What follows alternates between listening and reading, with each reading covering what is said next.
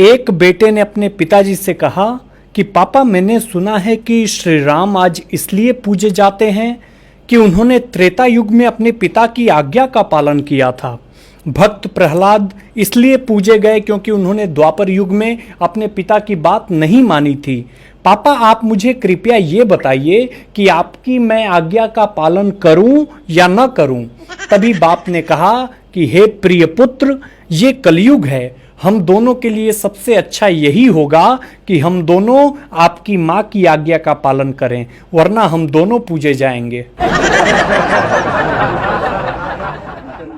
एक कोर्ट में मुकदमा जीतने के बाद जज साहब ने बुजुर्ग को बधाई देते हुए कहा कि बाबा, आप केस जीत गए।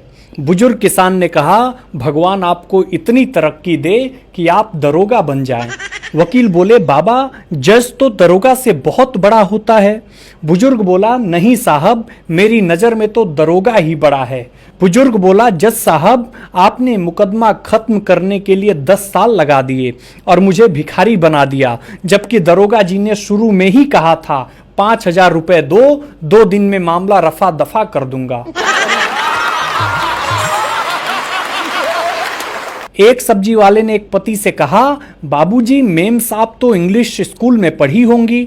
पति खुश होकर बोला, हाँ भाई, मगर आपने कैसे पहचाना? सब्जी वाला कहा, थैले में नीचे टमाटर और ऊपर कद्दू जो रख रही थी।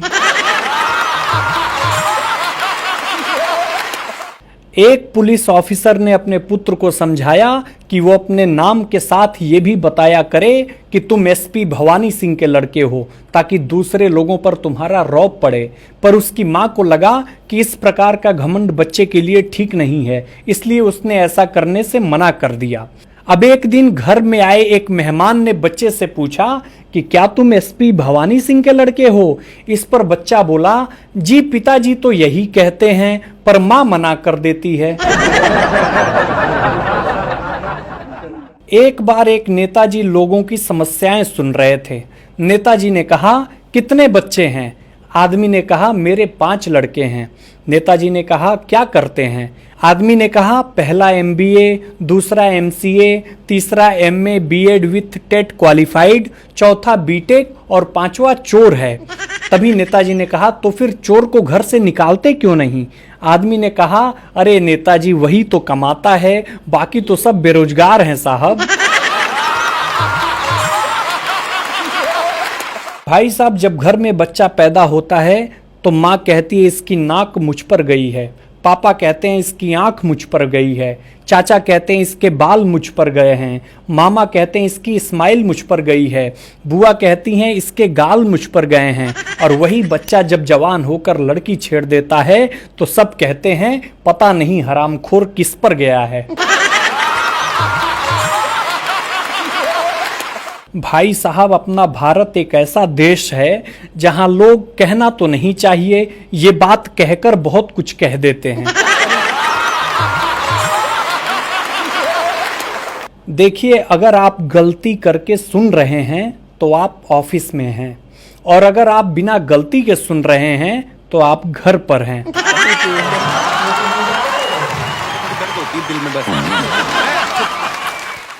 अच्छी बीवी पाने के लिए हर युग में प्रतियोगिताएं होती रही हैं।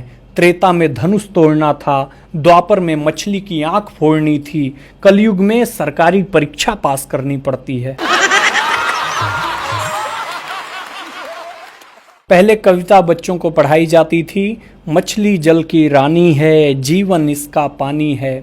इसका नया वर्जन आ गया, पत्नी घर की रानी है, करती अपनी मनमानी है, काम बताओ चिढ़ जाएगी, शॉपिंग कराओ खिल जाएगी।